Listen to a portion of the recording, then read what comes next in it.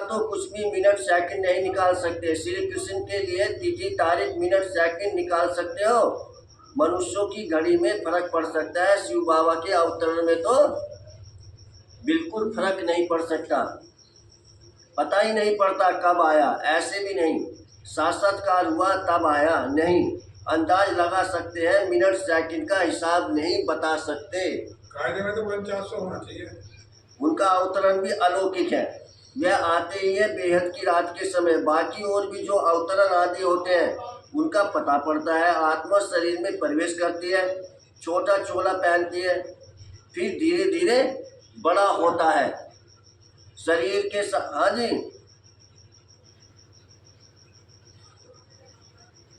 अच्छा ठीक है।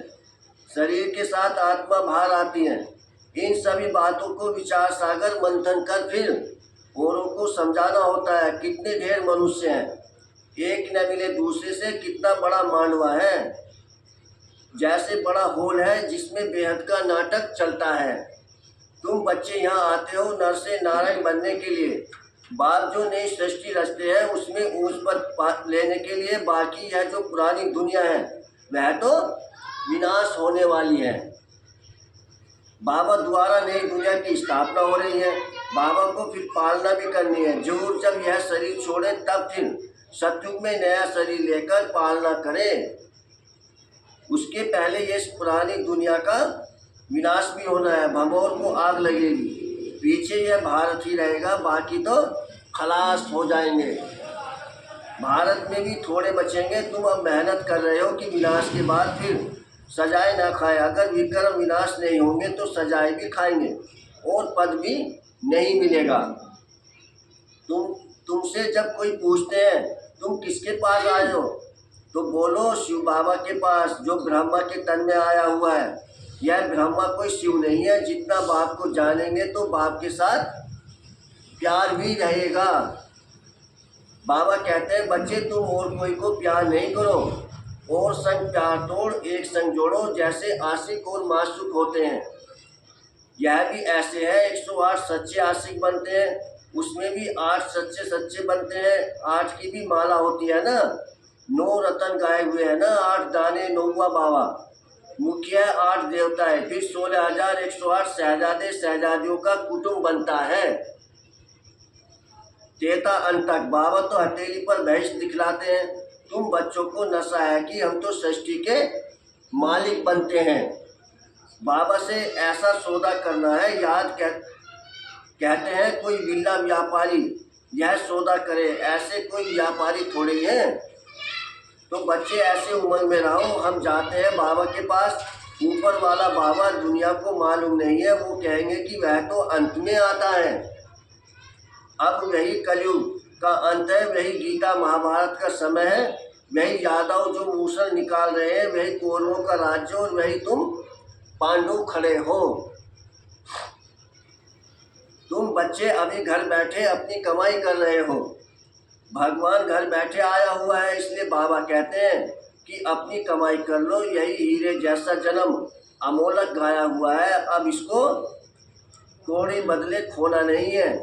अब तुम इस सारी दुनिया को राम राज्य बनाते हो, तुमको शिव से शक्ति मिल रही है। बाकी आजकल कईयों की अकाले मृत्यु भी हो जाती है। बाबा बुद्धि का ताला खोलता है और माया बुद्धि का ताला बंद कर देती है।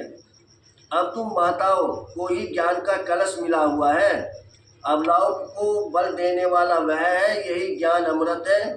शास्त्रों के ज्ञान को कोई अमृत नहीं कहा जाता है। अच्छा, मीठे मीठे सीखने बच्चों प्रति माता पिता बाप दादा का याद प्यार और गुड मॉर्निंग। रूहानी बाप की रूहानी बच्चों को नमस्ते। हम रूहानी बच्चों की रूहानी माता पिता बाप दादा को याद प्यार गुड मॉर्निंग और नमस्ते नमस्ते नमस्ते। शुक्रिया बाबा, शुक्रिया, थैंक यू। धारणा के लिए मुख्य सार है।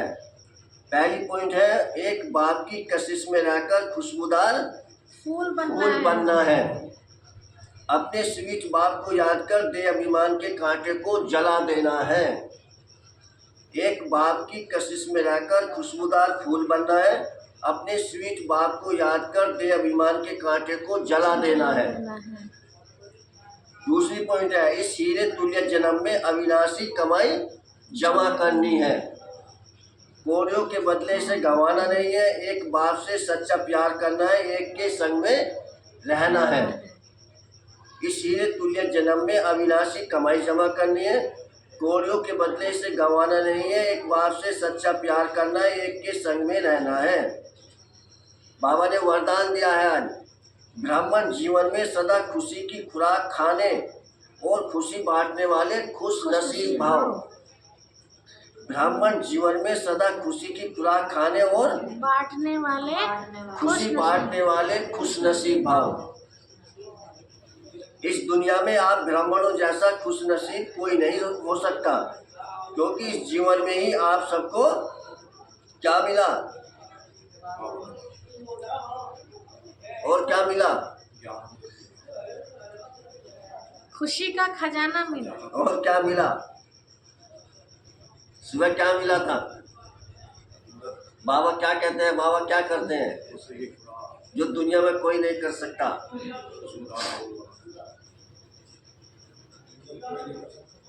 कहाँ बिठाता बाबा? दिल तख्त पर। सबको बाप दादा दिल तख्त मिलता है, यानी कि भगवान का हमें दिल तख्त मिल रहा है। सदा खुशी की खुराक खाते हो और खुशी बांटते हो। इस समय बेफिक्र बादशाह हो।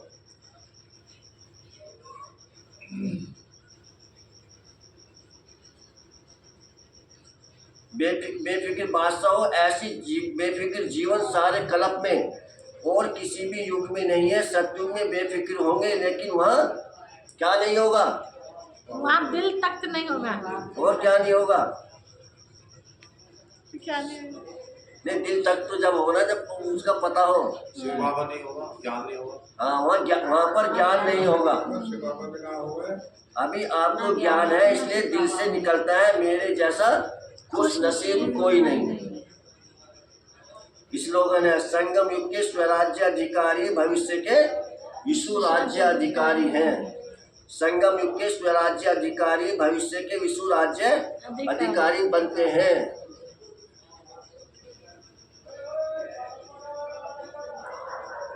आज बाबा के साकार महावाक्य थे, मीठे बच्चे सारा मदार याद पर है। याद से तुम मीठे बन जाएंगे। इस याद में ही माया की युद्ध चलती है। प्रसन्नता, इस ड्रामा में कौन सा राज बहुत विचार करने योग्य है, जिसे तुम बच्चे ही जानते हो? एक आत्मा दोबारा वही पाठ नहीं बजा सकती। उत्तर है, तुम जानते हो कि ड्रामा में एक पाठ दो बार बज न सके। सारी दुनिया में जो भी पाठ बजता है वह एक दो से नया। तुम विचार करते हो कि सतयुग से लेकर अब तक कैसे दिन बदल जाते हैं, सारी एक्टिविटी बदल जाती है। आत्मा में 5000 वर्ष की एक्टिविटी का रिकॉर्ड भरा हुआ है, जो कभी बदल नहीं सकता। यह छोटी सी बात तुम बच्चों के सिवाय और किसी की बुद्धि में नहीं आ सकती है। ओम शांति। ओम शांति। पॉइंट कुछ नहीं।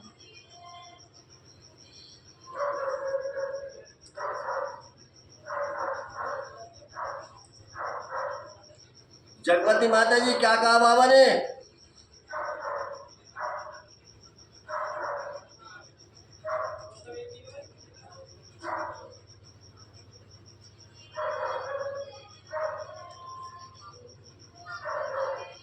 क्रांति माता जी,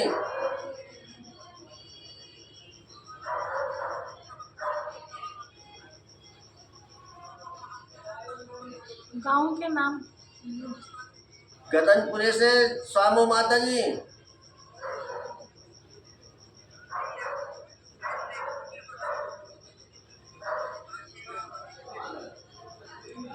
गदनपुरे से सरोज माता जी,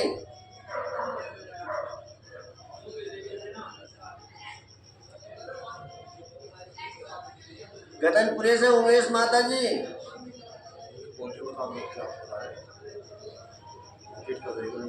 पॉइंट तो रिपीट करो, मैं क्या बता रहे हैं। हैंड क्लिक कर दो और भी सुनेंगे। बाबा ने कहा मैं तो किधर ताला खोलता हूँ और माया बुद्धि का ताला लगा देती है। बाबा ने कहा बच्चे मैं तुम्हें फूल बनाता हूँ और माया रावण तुम्हें कांटा बनाती है। आपने कहा याद की यात्रा से ही देह अभिमान रूपी कांटा खत्म करना है, खुशबूदार फूल बनना है। बाबा ने कहा जैसे रोटी आज बने कंपनी बना सकते हैं आप। ओम शांति। कितनी कोशिश करते जाए।